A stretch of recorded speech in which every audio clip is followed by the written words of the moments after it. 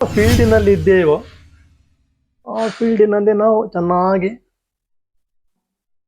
ಪ್ರಯತ್ನ ಮಾಡಬೇಕು. ಪ್ರಯತ್ನ ಮಾಡಿ ನಾವು ಸಾಧನೆಯನ್ನು ಮಾಡಬೇಕು. ಬರೀ ಒಂದು ಯೂಟ್ಯೂಬ್ನಲ್ಲಿ ಇದ್ದುಕೊಂಡೇ ಆ, ಯಶಸ್ವಿ ಪಡೆಯಲು ಒಂದು ರೀತಿಯಲ್ಲಿ ಸಾಧ್ಯ ಇದ್ರು, ತುಂಬ ಬೇರೆ ಬೇರೆ ರೀತಿಗಳಲ್ಲಿ ಅವರವರಿಗೆ ಯಾವುದರಲ್ಲಿ ಆಸಕ್ತಿ ಇದೆಯೋ ಆ ಫೀಲ್ಡಿನಲ್ಲಿ ಅವರು ಯಶಸ್ವಿ ಆಗಲಿಕ್ಕೆ ಖಂಡಿತ ಸಾಧ್ಯ ಉಂಟು. ವೀಕ್ಷಕರಿಗೆ ಸಲಾಂ ಕಾರ್ಯಕ್ರಮದ ಎಲ್ಲ ವೀಕ್ಷಕರಿಗೆ ನಮಸ್ಕಾರ. ನಾನು ಇನಾಸಾರ್ ಸರ್ಲಿಗಟ್ಟೆ. ವೀಕ್ಷಕರೇ, ಇವತ್ತು ಒಬ್ಬ ವಿಶೇಷ ಅತಿಥಿಯನ್ನು ನಿಮ್ಮ ಮುಂದೆ ತರ್ತಾ ಇದ್ದೇನೆ. ಅವರ ಪರಿಚಯ ನಿಮಗೆಲ್ಲರಿಗೂ ಇದೆ, ಯಾಕಂದ್ರೆ ಅವರು ಸೋಷಿಯಲ್ ಮೀಡಿಯಾದಲ್ಲಿ ತಮ್ಮದೇ ಆದಂತಹ ಅಭಿಮಾನಿ ಬಳಗವನ್ನು ಹೊಂದಿದ್ದಾರೆ.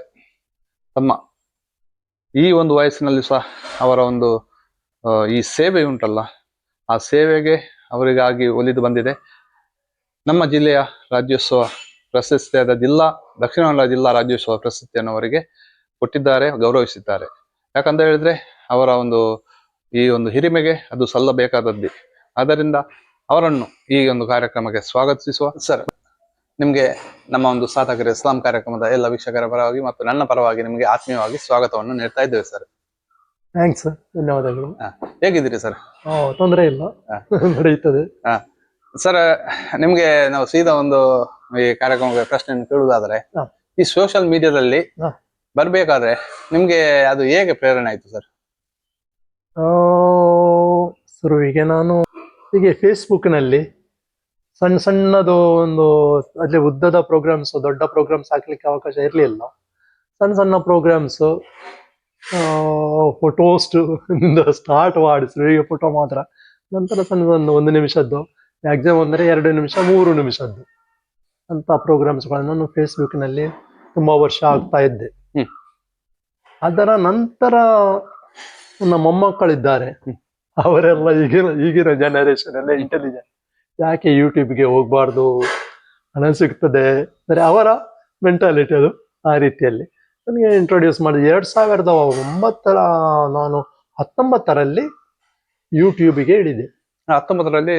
ಹೌದು, ಇದು ಮಾಡಿದ್ರೆ 19ರಿಂದ ಸುಮಾರು ಈಗ 6 ವರ್ಷ ಆಗ್ಲಿಕ್ಕೆ ಆಗ್ತದೆ. ಖಂಡಿತವಾಗಿ. ಸರ್, ಈಗ ನೀವು ಯೂಟ್ಯೂಬ್ ಅಂದ್ರೆ ತುಂಬಾ ಇದರಲ್ಲೆಲ್ಲ ಸ್ವಲ್ಪ ಪೇ ಎಲ್ಲ ಕೇಳ್ತಾರೆ. ಆದ್ರೆ ನೀವು ಇಷ್ಟು ವರ್ಷದ ಎಲ್ಲ ಜಾತ್ರೆದಾಗ್ಲಿ ಅಥವಾ ಫೆಸ್ಟಿವಲ್ ಆಗ್ಲಿ, ಸ್ಕೂಲ್ ಡೇ ಆಗ್ಲಿ, ಯಾವ್ದು ಕಾರ್ಯಕ್ರಮ ಹೋದ್ರು ಸಹ ನೀವು ₹1 ಸಹ ಪೇ ಕೇಳುವುದಿಲ್ಲ, ಉಚಿತವಾಗಿ ನೀಡ್ತಾ ಇದ್ದೀರಾ. ಇದಕ್ಕಾಗಿ ನಿಮ್ಗೆ ಜಿಲ್ಲಾ ರಾಜ್ಯೋತ್ಸವ ಪ್ರಶಸ್ತಿ ಬಂದಿರಬಹುದಾ? ಒಂದು ಕಾರಣ ಇದೆ ಅದು. ಯಾಕಂದ್ರೆ ಯಾರ ಪ್ರೋಗ್ರಾಮ್ಸು ಆಗಲಿ, ಶ್ರೀಮಂತರದ್ದಾಗಲಿ ಬಡವರದ್ದು ಆಗಲಿ, ಒಳ್ಳೆ ಕಾರ್ಯಕ್ರಮಗಳು, ಮದುವೆ ಸಮಾರಂಭಗಳಾಗ್ಲಿ, ಮರಣ ಕೂಡ ಆದರೆ ಆಗಲಿ, ಅಲ್ಲಿಗೆ ಹೋಗಿ ಮನೆಗೆ ಹೋಗಿ ನಾನು ರೆಕಾರ್ಡ್ ಮಾಡಿ ಎಲ್ಲ ಕಡೆಗೆ ಅದನ್ನು ಅವರ ಸಂಬಂಧಿಕರಿಗೆ ಎಲ್ಲರಿಗೆ ತಲುಪುವ ಹಾಗೆ ಮಾಡ್ತೇನೆ. ಅದೊಂದು ದೊಡ್ಡ ತೃಪ್ತಿ ಅಲ್ವಾ? ಅದು ನಿಮ್ಗೆ ನಿಜವಾಗ್ಲೂ ನಾವು ಅಪ್ರಿಶಿಯೇಟ್ ಮಾಡ್ಬೇಕು. ಯಾಕಂದ್ರೆ ಹೇಳಿದ್ರೆ ಅದಕ್ಕೊಂದು ಟೈಮ್ ಕೊಟ್ಟು ನೀವು ಹೋಗ್ತಾ ಇದ್ದೀರಾ. ಯಾಕಂದ್ರೆ ಜನರಿಗೆ ಈಗ ಟೈಮ್ ಸ್ಪೆಂಡ್ ಮಾಡ್ಲಿಕ್ಕೆ ತುಂಬಾ ಕಷ್ಟ ಇರ್ತದೆ, ಆದ್ರೂ ಆ ಟೈಮ್ ಅನ್ನು ನೀವು ಬಳಸಿಕೊಂಡು ಅಲ್ಲಿಗೆ ಹೋಗ್ತಾ ಇದ್ದೀರಾ. ಸರ್, ನೀವು ಅದಕ್ಕೆ ಮೊದಲು ತುಂಬಾ ಸಂಘ ಸಂಸ್ಥೆಗಳಲ್ಲೆಲ್ಲ ನೀವು ಸಕ್ರಿಯ ಕಾರ್ಯಕರ್ತರಾಗಿ ಕೆಲಸ ಮಾಡಿದ್ದೀರಿ ಸರ್. ಅದನ್ನೆಲ್ಲ ಉಲ್ಲೇಖ ಮಾಡುದಾದ್ರೆ ಯಾವ ತರ ಎಲ್ಲ ನೀವು ಸೇವೆ ಮಾಡಿದ್ದೀರಿ? ಚರ್ಚಿನಲ್ಲಿ ಪ್ರತ್ಯೇಕವಾಗಿ ಆಲ್ಟರ್ ಬಾಯ್ ಆಗಿ ಅಲ್ಲಿಂದೆಲ್ಲ ಸ್ಟಾರ್ಟ್ ಆಯ್ತು. ಯುವಕ ಸಂಘ ಅಂತ ಇತ್ತು. ಹಾಗೆ ಯಾವುದಲ್ಲೆಲ್ಲ ನಾನು ಬಾಂಬೆಯಲ್ಲಿ ಕೆಲಸ, ನಂತರ ಶಾಲೆಗಳಲ್ಲಿ ಕೂಡ ಪಾಲಿಟೆಕ್ನಿಕ್ನಲ್ಲಿ ಎಲ್ಲ ಆಗುವಾಗ ಕ್ಲಾಸ್ ಲೀಡರ್ ಎಲ್ಲ ಆಗಿದೆ, ಅಲ್ಲಿ ಸೇವೆ ಮಾಡುವಂತಹದ್ದು. ಬಾಂಬೆಯಲ್ಲಿ ಹೋದಾಗ ಅಲ್ಲಿ ಕೂಡ ಇದರಲ್ಲಿ ನಾವು ಮ್ಯಾಂಗ್ಳೂರಿಯನ್ಸ್ ಕ್ಲಬ್ ಅಂತ ಸೆಕ್ರೆಟರಿ ಆಗಿ ಅಲ್ಲೆಲ್ಲ ಕೆಲಸ ಮಾಡಿದ್ದೇನೆ. ಹಾಗೆ ನಂತರ ಟೈಮ್ನಲ್ಲಿ ನನ್ನ ಮದುವೆ ಆಯಿತು. ನಂತರ ಹೊರಗೆ ಹೋಗ್ಲಿಕ್ಕೆ ಚಾನ್ಸ್ ಸಿಕ್ಕಿತ್ತು ಸೌದಿಗೆ. ಅಲ್ಲಿ 5.5 ವರ್ಷ ಅಲ್ಲಿ ದುಡಿದು ನಂತರ ಬಂದು ಹುದ್ದೆಗಳನ್ನೆಲ್ಲ ಅಲಂಕಾರ ಮಾಡಿ ಸೇವೆ ಮಾಡಿದ್ದೀರಿ. ಹೌದು ಅಲ್ವಾ? ಕಥೋಲಿಕ್ ಸಭಾ ಆಗಿರ್ಬೋದು, ಹೌದು, ಅಧ್ಯಕ್ಷರಾಗಿ ಸಹ ಹೌದು ಕೆಲಸ ಮಾಡಿದ್ದೀರಿ. ಕಥೋಲಿಕ್ ಸಭೆಯಲ್ಲಿ ಕೂಡ ನಾನು ಬಂಟ್ವಾಳದ್ದು ವಲಯ ಅಧ್ಯಕ್ಷನಾಗಿರುವಾಗ ದೊಡ್ಡ ಮೊಗರ್ನಾಡು ಹುಡುಗಿಯ ಮೇಲೆ 400 ಮಂದಿ ಬಲಾತ್ಕಾರ ಮಾಡಿದ್ದರು, ಸರಣಿ ಅತ್ಯಾಚಾರ ಮಾಡಿದ್ದರು ಹೇಳ್ಬೋದು. ಆಗ ಆ ಟೈಮ್ನಲ್ಲಿ ನಾವು ಬೃಹತ್ ಪ್ರತಿಭಟನೆಯನ್ನು ಬೀಚ್ ರೋಡ್ ನಲ್ಲಿ ನಡೆಸಿದ್ದೆವು ನಿಮ್ಮ ಕಾಲಾವಧಿಯಲ್ಲಿ. ಆ ಟೈಮ್ನಲ್ಲಿ. ಹೌದು, ನಡೆಸಿದೆವು. ಸಾವಿರಾರು ಮಂದಿ ಅದಕ್ಕೆ ಸಪೋರ್ಟ್ ಕೊಟ್ಟಿದ್ದರು, ಬಂದು ಹುಟ್ಟಿತು. ಆ ರೀತಿಯಲ್ಲಿ ಯಾರನ್ನು ಮಾಡಬಾರ್ದು ಮೆಸೇಜ್ ಒಂದು ಹೋಯ್ತು. ಮೆಸೇಜ್ ಕ್ರಿಯೇಟ್ ಆಯ್ತು. ನಂತರ ನೀವು ಒಂದು ಓನ್ ನಿಮ್ಮದೇ ಆದ ಬಿಸ್ನೆಸ್ ಅನ್ನು ಶುರು ಮಾಡಿದ್ರಿ. ಅದು ಯಾವಾಗ ನೀವು ಪ್ರಾರಂಭ ಮಾಡಿದ್ರಿ? ಹೌದು, ನನ್ಗೆ ಒಂದು ಬಿಸ್ನೆಸ್ ಅನ್ನು ಶುರುವಿಗೆ ಒಂದು ಸಣ್ಣದು, ನಾನೇ ಒಂದು ವರ್ಕ್ಶಾಪ್, ವೈಂಡಿಂಗ್ ಶಾಪ್ ಏನಾದ್ರು ಒಂದು ಮಾಡುವಂತ. ನಾನು ಸುರತ್ಕಲ್ ಇಂಜಿನಿಯರಿಂಗ್ ಕಾಲೇಜಿಗೆ ಹೋಗಿ ಒಂದು 6 ತಿಂಗಳಲ್ಲಿ ತರಬೇತಿ ಒಂದು ಸ್ವಲ್ಪ ತರಬೇತಿಯಲ್ಲಿ ತಕೊಂಡು ಅಂತೂ ನಂತರ ಅದು ಬೇರೆ ರೀತಿಯಲ್ಲಿ ಅದು ಹೋಯ್ತು. ಇಲ್ಲಿ ಬಂದ ನಂತರ ಒಂದು ಶಾಪ್ ಅನ್ನು ನಾನು ಹಾಗೆ ಪರ್ಚೇಸ್ ಮಾಡಿ BC ರೋಡ್ ನಲ್ಲಿ. ನಂತರ ಅಲ್ಲಿ ಒಂದು ಸಣ್ಣ ರೀತಿಯಲ್ಲಿ ಅದು ಬಿಲ್ಡಿಂಗ್ ನಲ್ಲಿ ಒಳಗೆ ಇತ್ತು ಅಂತ ಹೇಳಿದ್ರಲ್ಲ. ಹೌದು. ನಂತರದ್ದು ಏನು ಬೆಳವಣಿಗೆ ಆಯ್ತು? ಹೌದು, ಅಲ್ಲಿ ಒಳಗಿತ್ತು. ಹಾಗೆ ಟಿವಿಯನ್ನು ಸ್ವಲ್ಪ ಹೊರಗೆ ಜನರಿಗೆ ಕಾಣುವ ಹಾಗೆ ಒಂದು ಸ್ಟ್ಯಾಂಡಿನ ಮೇಲೆ ಹೊರಗೆ ಇಟ್ಟು ಅದನ್ನು ನೋಡಿ ಆದ್ರೂ ಜನರು ಒಳಗೆ ಬರಲಿ ಅಂತ. ಅಂತೂ ಹಾಗೇನಾಗ್ಲಿ, ನಮ್ಗೆ ಶುರುವಿಗೆ ಒಂದು ಫಸ್ಟ್ ಗ್ರೈಂಡರ್ ಒಂದು ಸೇಲ್ ಆಗಿತ್ತು. ಅಂತೂ ನಮಗೆ ಆ ಟೈಮ್ನಲ್ಲಿ ನಂತರ ಇನ್ನೊಬ್ರು ಬಂದ್ರು ಅಲ್ಲಿಗೆ, ಜನವನ್ನು ಕಸ್ಟಮರ್ ಅನ್ನು ನಾನು ಕಳಿಸಿದಂತ ಅವರು ಹೇಳಿದರು. ಹಾಗೆ ಅವರ ಕಮಿಷನ್ ಅಂತ ಹೋಯ್ತು. ನನ್ಗೆ ಅದರಲ್ಲಿ ಏನು ದೊಡ್ಡ ಅನುಭವ ಇರಲಿಲ್ಲ ಅಂತ. ನಮಗೆ ಅಲ್ಲಿಂದ ಅಲ್ಲಿಗೆ ಆಯ್ತದು. ಇದು ನಮ್ಮ ಫಸ್ಟ್ ಟ್ರಾನ್ಸಾಕ್ಷನ್ ಅಲ್ಲಿ, ವ್ಯಾಪಾರದಲ್ಲಿ ನಿಮಗೆ ಲಾಸ್ ಅಂತ ಆಗ್ಲಿಲ್ಲ. ಅಂತೂ ಡೇ ಬೈ ಡೇ ಒಬ್ಬ ಡಾಕ್ಟರ್ ಕೂಡ ಆ ಬಿಲ್ಡಿಂಗಿಗೆ ಬಂದ್ರು. ಮಕ್ಕಳ ಸ್ಪೆಷಲಿಸ್ಟ್ ಆಗಿ ಜನರು ಬರ್ಲಿಕ್ಕೆ ಶುರು ಆದ್ರು. ಜನರ ಒಂದು ಸಂಪರ್ಕ ಜಾಸ್ತಿ ಆಯ್ತು. ಅದೇ ರೀತಿಯಲ್ಲಿ ಅದರ ಎದುರಿನಲ್ಲಿ ಒಂದು ಗವರ್ಮೆಂಟ್ ಇದೊಂದು ಆಗ ಬಿಲ್ಡಿಂಗ್ ಆಗ್ಲಿಕ್ಕೆ ಸ್ಟಾರ್ಟ್ ಆಯ್ತು. ಅದನ್ನು ನೋಡಿ ನಾವು ನಂತರ ಸ್ವಲ್ಪ ಅದರಲ್ಲಿ ತಕೊಂಡೆವು, ಬಾಡಿಗೆಯನ್ನು ತಕೊಂಡು ಅದರಲ್ಲಿ ಸ್ಥಳಾಂತರ ಮಾಡಿದ್ವು. ಹಾಗೆ ಅಲ್ಲಿ ಸ್ವಲ್ಪ ಇಂಪ್ರೂವ್ ಆಯಿತು. ಕೊನೆಗೆ ನಾವು ತಾಲೂಕು ಆಫೀಸಿನ ಹತ್ರ, ನಮ್ಮ ಮಿನಿ ವಿಧಾನಸೌಧ, ಆಡಳಿತ ಸೌಧದ ಹತ್ರ ಒಂದು ಬಿಲ್ಡಿಂಗ್ ಅನ್ನು ನಾವೇ ಸ್ವತಃ ಒಂದು ಬಿಲ್ಡಿಂಗ್ ಅನ್ನು ಮಾಡಿದ್ದೆವು. 4 ಮಳಿಗೆ ಬಿಲ್ಡಿಂಗ್ ಅನ್ನು ಮಾಡಿ ನಂತರ ಅಲ್ಲಿ ನಮಗೆ ತುಂಬಾ ಈಗ ಪಾರ್ಕಿಂಗ್ ಎಲ್ಲ ಒಳ್ಳೆಯ ವ್ಯವಸ್ಥೆ ಇದೆ. ಮತ್ತು ಬೇಕಾದಷ್ಟು ಸಾಮಗ್ರಿಗಳು ನಮಗೆ ಈಗ ಅಲ್ಲಿ ಇಡ್ಬೋದು. ನಮಗೆ ಇಲ್ಲಿಗೆ ಶುರುವಿಗೆ ನಾವು ಸ್ಟಾರ್ಟ್ ಮಾಡುವಾಗ ಒಂದು 2 ಫ್ರಿಡ್ಜ್, 2 ಕಬಟ, ಒಂದು ಗ್ರೈಂಡರ್, ಟೇಪ್ ರೆಕಾರ್ಡರ್, ಕ್ಯಾಸೆಟ್ಸ್ ಇದೆಲ್ಲ ಇಟ್ಟುಕೊಂಡು ನಾವು ಸ್ಟಾರ್ಟ್ ಮಾಡಿದ್ದು. ಅಂತ ಈಗ ಒಂದು 100 ಫ್ರಿಡ್ಜ್ಗಳು, TV, washing machine, grinders, furnitures ಎಲ್ಲವಿದೆ. ದೊಡ್ಡ ಮಳಿಗೆಯನ್ನು, ಹೌದು, ದೊಡ್ಡ ಮಳಿಗೆಯನ್ನು ಈಗ ಆರಂಭ ಮಾಡಿದ್ದೀರಿ. ಹೌದು. ಈಗ ನಿಮ್ಮ ಓನ್ ಬಿಲ್ಡಿಂಗ್ ಇದೆ, ನಿಮ್ಗೆ ಬೇಕಾದ ಹಾಗೆ ಒಂದು ವ್ಯವಸ್ಥೆ ಮಾಡಬಹುದಲ್ವಾ? ಖಂಡಿತವಾಗಿಯೂ. ಸರ್, ನೀವು ನಿಮ್ಮ ಎಲೆಕ್ಟ್ರಾನಿಕ್ಸ್ ಅಂಗಡಿಗೆ ಪ್ರಿಯ ಎಲೆಕ್ಟ್ರಾನಿಕ್ಸ್ ಅಂತ ಅಲ್ವಾ, BC ರೋಡ್ ಅಲ್ಲಿ ಪ್ರಥಮ ಬಾರಿಗೆ ಅಂತ ಹೇಳ್ಬೋದು.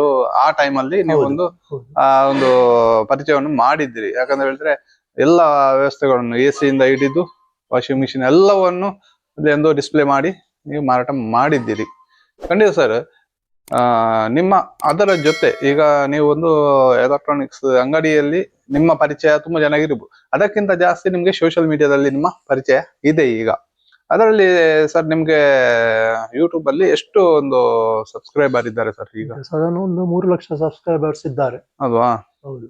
ಹಾಗಾದ್ರೆ ನಿಮ್ಗೆ ಸಿಲ್ವರ್ ಇದು ಬಟನ್ ಸಿಕ್ಕಿದೆ. ಹೌದು, ಇಲ್ಲಿ ಅದೇ ವೀಕ್ಷಕರಿಗೆ ತೋರಿಸಬಹುದು. ಸಿಲ್ವರ್ ಬಟನ್ ಈಗಾಗಲೇ ಅವರಿಗೆ ಸಿಕ್ಕಿದೆ. ಇನ್ನೊಂದು 7,000 ನೀವು ರೀಚ್ ಮಾಡಿದ್ರೆ ನಿಮ್ಗೆ ಒಂದು ಗೋಲ್ಡ್ ಬಟನ್ ಸಿಗುವಂತ ಒಂದು ಅದು ಗೊತ್ತಿಲ್ಲ, ಚಾನ್ಸ್ ಇದೆ. ಖಂಡಿತವಾದ ಅದು ರೀಚ್ ಆದ್ರೆ ಯೂಟ್ಯೂಬ್ ನಲ್ಲಿ ಬಾರಿ ಟಫ್ ಇದು ಉಂಟು ಅಲ್ವಾ? ಹೌದು, ಅಷ್ಟು ಸುಲಭ ಅಲ್ಲ ರೀಚ್ ಆಗುವಂತದ್ದು. ಯಾಕಂದ್ರೆ ಹೇಳಿದ್ರೆ ಜನರಿಗೂ ನೋಡಿ ನೋಡಿ ನೋಡಿ ನೋಡಿ ಜನರಿಗೂ ಇದಾಗ್ತದೆ, ಯಾರನ್ನು ಫಾಲೋ ಮಾಡ್ಬೇಕು, ಯಾರನ್ನು ಬಿಡ್ಬೇಕು ಅಂದ್ರೆ ಅಷ್ಟು ಅದು ಒಳ್ಳೇದಿರ್ಬೇಕು ಒಂದು ವಿಡಿಯೋ. ಹೌದು, ಅಟ್ರಾಕ್ಟಿವ್ ಇರಬೇಕು. ಏನಾದ್ರೂ ಅದರಲ್ಲಿ ಸಿಗ್ಬೇಕು ಅವರಿಗೂ ಕೂಡ ಬೇಕಾದದ್ದು. ಹಾಗೆ ಖಂಡಿತವಾಗಿಯೂ. ಸರ್, ನೀವು ಈಗ ಈ ಯೂಟ್ಯೂಬ್ ಜರ್ನಿಯಲ್ಲಿ ನೀವು ಈಗ ನಾವು ಸಹ ಒಂದು ಯೂಟ್ಯೂಬರ್ ಹಾಗೆ, ಹೌದು, ನಾವೊಂದು ಕಡೆಗೆ ಹೋಗುವಾಗ ನಾವು ಜನರಿಗೆ ನೀಡುವುದಕ್ಕಿಂತ ನಮಗೆ ಒಂದು ಕಲೀಲಿಕ್ಕೆ ಸಿಗ್ತದೆ ಅಲ್ವಾ ಸರ್? ನಮಗೆ ಓನ್ ಆಗಿ ಕಲೀಲಿಕ್ಕೆ ಸಿಗ್ತದೆ ಅಂತ ಒಂದು ಅನುಭವ ನಿಮ್ಗೆ ಆಗಿದೆಯಾ? ಹೌದು ಅಲ್ವಾ? ಹೌದು, ತುಂಬಾ ಅನುಭವ ಆಗಿದೆ. ಈಗ ನಾನು ಯೂಟ್ಯೂಬ್ ನಲ್ಲಿ ಡೆವಲಪ್ ಆದದ್ದೇ ಹೇಳ್ಬೋದು. ಶುರುವಿಗೆ ನಾನು ಸ್ಟಾರ್ಟಿಗೆ ಹೋಗುವಾಗ ಯೂಟ್ಯೂಬ್ ನಲ್ಲಿ ನಾನು ಕೈಯಲ್ಲಿ ಮೊಬೈಲ್ ಅನ್ನು ಇಟ್ಕೊಳ್ತಿದ್ದೆ. ನಾನು ಕಂಫರ್ಟೇಬಲ್ ಇದ್ದೆ. ಆದ್ರೆ ನನಗೆ ನಂತರ ಒಂದು ಸ್ಟ್ಯಾಂಡ್ ಅಂತ ನನ್ನ ಮೊಮ್ಮಕ್ಕಳು ಇದ್ದಾರೆ, ಅವರೆಲ್ಲ ಈಗ ಲೇಟೆಸ್ಟ್ನವರೆಲ್ಲ ಒಂದು ಸಣ್ಣ ಸ್ಟ್ಯಾಂಡ್ ಕೈಯಲ್ಲಿ ಹಿಡ್ಕೊಳ್ಳುವಂಥದ್ದು, ಎಲ್ಲ ಕಡೆಗಳಿಗೆ ನಾನು ಅದನ್ನು ಕೊಂಡೋಗ್ತಿದ್ದೆ. ಯಾಕೆ ಇನ್ನೊಂದು ಸ್ವಲ್ಪ ದೊಡ್ಡದು ಸ್ಟ್ಯಾಂಡ್ ತಗೊಳ್ಬಾರ್ದು, ಅದು ಇನ್ನೂ ಕಂಫರ್ಟೇಬಲ್, ಶೇಕ್ ಆಗುದಿಲ್ಲ, ಭಾರಿ ಒಳ್ಳೆ ಕ್ಲಿಯರ್ ಬರ್ತದೆ. ಹಾಗೆಲ್ಲ ಒಂದೊಂದೊಂದೊಂದೊಂದು ಸ್ಟೆಪ್ಸ್ನಲ್ಲಿ ಹೋಗಿ ಹೇಗೆ ಬ್ಯಾಲೆನ್ಸ್ ಮಾಡೋದು, ನನಗೆ ಈಗ ಕರೆಕ್ಟಾಗಿ ಸೆಂಟರಿಗೆ ಒಂದು ಹೇಗೆ ಬ್ಯಾಲೆನ್ಸ್ ಮಾಡೋದು, ಹಾಗೆ ತುಂಬಾ ವಿಷಯಗಳು ನನಗೆ ಅದರಲ್ಲಿ ಈಗ ಗೊತ್ತಾಗಿದೆ. ಯಾಕಂದ್ರೆ ಹೇಳಿದ್ರೆ ಸರ್, ನಿಮ್ಮ ಒಂದು ನಿಷ್ಠೆಗೆ ಅದು 3 ಲಕ್ಷ ಸಬ್ಸ್ಕ್ರೈಬರ್ ಹೊಂದಿದ್ದೀರಿ. ಯಾಕಂದ್ರೆ ಹೇಳಿದ್ರೆ ಒಂದು ಈ ಏಜ್ ಅಲ್ಲಿ ಉಂಟಲ್ಲ, ನಿಮ್ಮಿಂದ ಯುವಕರು ತುಂಬಾ ಕಲೀಲಿಕ್ಕಿದೆ. ಕೇವಲ ಒಂದು ಯೂಟ್ಯೂಬ್ ನೋಡುದು ಮಾತ್ರ ಅಲ್ಲ, ಯೂಟ್ಯೂಬ್ ಇಂದ ಏನಾದ್ರೂ ಒಂದು ಅಚೀವ್ ಮಾಡಬಹುದು ಅಂತ ಹೇಳಿ ನೀವು ತೋರಿಸಿಕೊಟ್ಟಿದ್ದೀರಿ ಅಲ್ವಾ. ಏನೇ ಆಗ್ಲಿ ಸರ್, ನೀವು ರಾಜ್ಯೋತ್ಸವ ಪ್ರಶಸ್ತಿಗೆ ಆಯ್ಕೆ ಆದ್ರಿ. ನಿಮ್ಗೆ ಆ ಒಂದು ಪ್ರಶಸ್ತಿ ಸಿಗುವಾಗ ನಿಮ್ಗೆ ನಿಮ್ಗೆ ಅನಿಸಿತು ಸರ್? ಹೌದು, ನನಗೆ ಸಿಗ್ತದೆ ಅಂತ ಏನು ಗೊತ್ತಿರ್ಲಿಲ್ಲ. ನನ್ನಿಂದ ಒಂದು ಹೀಗೆ ನನ್ನ ಡೀಟೇಲ್ಸ್ ಅನ್ನು ಕೇಳಿದರು, ಮಾಡಿದ ಸೇವೆ ಎಲ್ಲ ಲಿಸ್ಟ್ ಕೇಳಿದ್ದರು. ಅದು ಫೈನಲ್ ಒಂದು ದಿವಸ ಇರುವಾಗ ಲಿಸ್ಟಿಗೆ ಬಂತು. ಹೌದು, ರಾತ್ರಿ ಸುಮಾರು 8 ಗಂಟೆ ಹೊತ್ತಿಗೆ ಆ ಲಿಸ್ಟ್ ಡಿಕ್ಲೇರ್ ಆಯ್ತು. ಹಾಗೆ ತುಂಬಾ ಸಂತೋಷ ಆಯ್ತು. ಖಂಡಿತವಾಗಿಯೂ ನಿಮ್ಗೆ ಅಂತ ಒಂದು ಪ್ರಶಸ್ತಿ ಸಿಕ್ಕಿದ್ದು ಅದು ನಿಜವಾಗ್ಲೂ ನಮ್ಮೆಲ್ಲರ ವೀಕ್ಷಕರಿಗೆ ಆಗ್ಲಿ ಅಥವಾ ನಿಮ್ಮ ಅಷ್ಟು ಸಬ್ಸ್ಕ್ರೈಬರ್ಗೆ ಸಿಕ್ಕಿದಂತ ಒಂದು ಗೌರವ ಅಂತ ನಾನು ಹೇಳ್ತೇನೆ. ಖಂಡಿತ ಅಲ್ವಾ. ಏನೇ ಆಗ್ಲಿ ಸರ್, ನೀವು ಕಡೆಯದಾಗಿ ನಮ್ಮ ವೀಕ್ಷಕರಿಗೆ ನೀವೇನ್ ಹೇಳಲಿಕ್ಕೆ ಇಷ್ಟಪಡ್ತೀರಿ ಸರ್? ನಾವು ಯಾವ ಫೀಲ್ಡಿನಲ್ಲಿ ಇದ್ದೇವೋ ಆ ಫೀಲ್ಡಿನಲ್ಲಿ ನಾವು ಚೆನ್ನಾಗಿ ಪ್ರಯತ್ನ ಮಾಡಬೇಕು, ಪ್ರಯತ್ನ ಮಾಡಿ ನಾವು ಸಾಧನೆಯನ್ನು ಮಾಡಬೇಕು. ಒಂದು ಬರೀ ಒಂದು ಯೂಟ್ಯೂಬ್ನಲ್ಲಿ ಇದ್ದುಕೊಂಡೇ ಒಂದು ಯಶಸ್ವಿ ಪಡೆಯಲು ಒಂದು ರೀತಿಯಲ್ಲಿ ಸಾಧ್ಯ ಇದ್ರು, ತುಂಬ ಬೇರೆ ಬೇರೆ ರೀತಿಗಳಲ್ಲಿ ಅವರವರಿಗೆ ಯಾವುದರಲ್ಲಿ ಆಸಕ್ತಿ ಇದೆಯೋ ಆ ಫೀಲ್ಡಿನಲ್ಲಿ ಅವರು ಯಶಸ್ವಿ ಆಗಲಿಕ್ಕೆ ಖಂಡಿತ ಸಾಧ್ಯ ಉಂಟು. ಒಬ್ಬರು ಬರೀ ಅಲ್ಲಿ ಬಂದಿದ್ದರು 91 ವರ್ಷದವರು, ನಾಟಿ ವೈದ್ಯನಂದ ಅನಂತಾಡಿಯಲ್ಲಿ, ಅವರು ನಾಟಿ ವೈದ್ಯ, ಅವರಿಗೆ ಪ್ರಶಸ್ತಿ ಸಿಕ್ಕಿದೆ. ಆಶ್ಚರ್ಯ, ಅಷ್ಟು ಪ್ರಾಯದವರು. ಅಂತೂ ಹಾಗೆ ನಾನೇನು ಹೇಳುದಂದ್ರೆ, ನಮಗೆ ಇಷ್ಟ ಆಗುವಂತಹ ಏನು ನಮಗೆ ಎಂಥದ್ದು ಇಷ್ಟ ಇದೆ, ನಮ್ಮ ಜೀವನದಲ್ಲಿ ಆಸೆ ಇದೆ ಅಥವಾ ಏನಾಗಬೇಕಂತ ನಾವು ಎನಿಸ್ತೇವೆ, ಆದರೂ ಆ ಫೀಲ್ಡಿನಲ್ಲಿ ನಾವು ಆದಷ್ಟು ಪ್ರಯತ್ನವನ್ನು ಮಾಡಿ ಅದರಲ್ಲಿ ನಾವು ಡೆವಲಪ್ ಆಗ್ಲಿಕ್ಕೆ ನಾವು ಪ್ರಯತ್ನಿಸಿದರೆ ಖಂಡಿತವಾಗಿಯೂ ನಾವು ಜೀವನದಲ್ಲಿ ಯಶಸ್ವಿ ಆಗ್ತೇವೆ. ಯಾವುದು ಪ್ರಶಸ್ತಿ ಎಲ್ಲ ಸಿಗ್ಲೇಬೇಕಂತ ಏನಿಲ್ಲ, ಆದರೆ ನಮಗೆ ಒಂದು ರೀತಿಯ ಆತ್ಮತೃಪ್ತಿ ಖಂಡಿತ ಸಿಗ್ತದೆ. ಖಂಡಿತವಾಗಿಯೂ ಸರ್, ಒಳ್ಳೆ ಮಾತನ್ನು ಆಡಿದಿರಿ. ನೋಡಿ ವೀಕ್ಷಕರೇ, ಇವರ ಏಜಲ್ಲಿ ಇವರು ಮಾಡಿದಂತಹ ಸೇವೆಗೆ ಅವರಿಗೆ ಒಂದು ಜಿಲ್ಲಾ ರಾಜ್ಯೋತ್ಸವ ಪ್ರಶಸ್ತಿ ಆರಿಸಿಕೊಂಡು ಬಂದಿದೆ.